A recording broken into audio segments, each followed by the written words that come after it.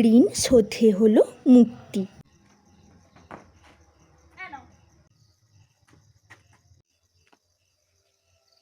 আরে ওটা দিশা না? হ্যাঁ ওটা তো দিশাই। হাই দিশা, কেমন আছিস? আমি ভালো আছি রে, তুই কেমন আছিস? কতদিন পর তোর সাথে দেখা হলো, প্রায় 6 মাস তো হবে।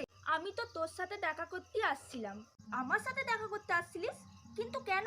রিঙ্কি, তোর মনে আছে 6 মাস আগে আমার ভাই যখন অসুস্থ হয়ে পড়ে, আমি ভাইকে নিয়ে চেন্নাই যাচ্ছিলাম, কিছু টাকা কম পড়ছিল বলে তুই আমাকে 1000 টাকা দিয়ে সাহায্য করেছিলিস।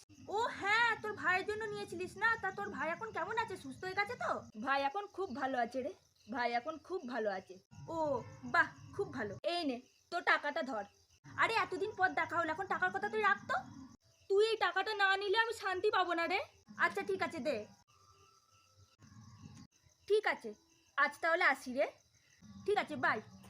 কিন্তু দিশার ভাই তো কদিন আগে ট্রেন অ্যাক্সিডেন্টে মারা গিয়েছিল, আমি তো ভুলেই গিয়েছিলাম। তাহলে এই টাকাটা দিশা কোথায় গেল? তার মানে